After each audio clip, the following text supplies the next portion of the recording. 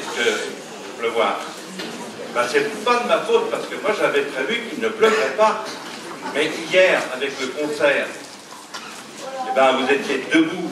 Ça a plu, ça a plu, ça a tellement plu que ça pleuvait encore ce matin.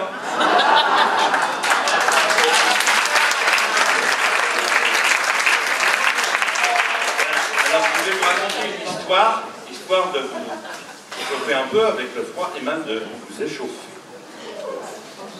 C'était du temps où les Brakmars vivaient en liberté sur la terre.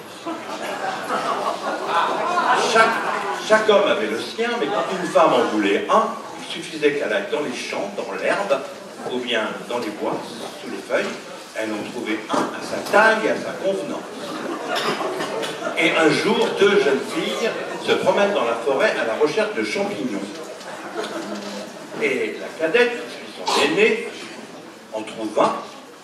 Pensant avoir trouvé une nouvelle race de champignons, elle le prend au creux de sa main, et lui aussitôt se sentant pris en main, se redresse, fait le fier, frétille de la queue, passe du rose au rouge baiser, et elle le lâche, il tombe par terre, il essaie de grimper le long de ses jambes, sous sa robe.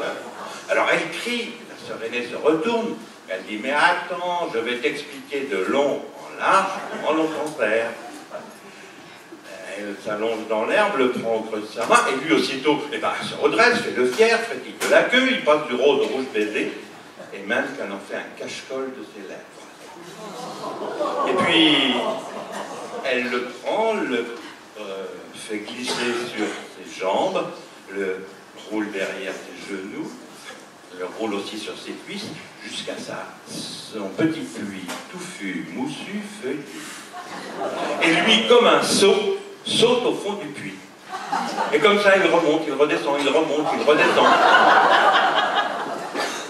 Un long geste de va-et-vient, jusqu'à ce que les deux sources jaillissent en même temps. Et même que l'aîné pousse son petit cri d'hirondelle. Et puis, négligemment, elle le retire. Il faut dire qu'il fait moins le fier.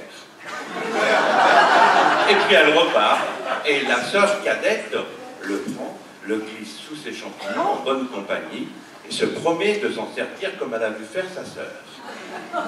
Quand elle arrive à la maison, elle le cache à côté de la cheminée dans une brique creuse. Et le soir, quand la grand-mère est endormie dans son rocking chair, elle va le récupérer et l'emmène dans son lit. Elle enlève sa chemise de nuit, et lui aussitôt, son temps pris en main, se redresse, fait le fier. Il fait un frétille de la queue. Et même, elle en fait un cache-colle de ses lèvres.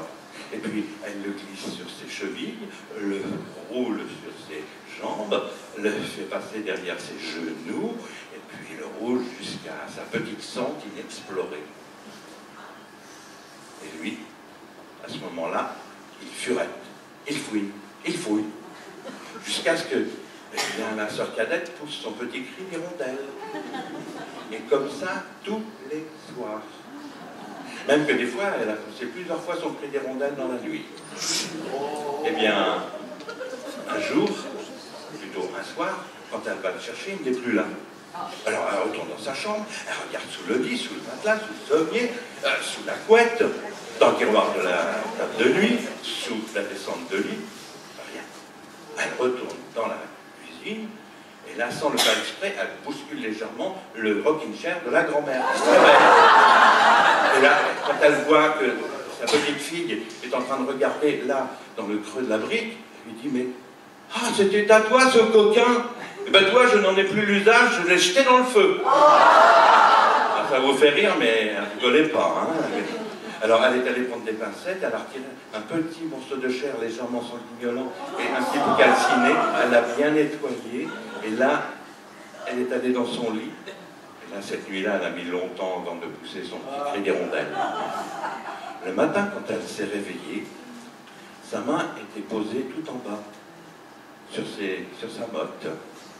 Et quand elle a voulu le retirer, il est resté fixé à tout jamais. C'est depuis ce jour-là que toutes les femmes ont une petite fraise des bois tout en haut de leurs lèvres d'en bas. J'espère J'espère que ça vous a chauffé et chauffé. En tout cas, je vous souhaite une bonne nuit.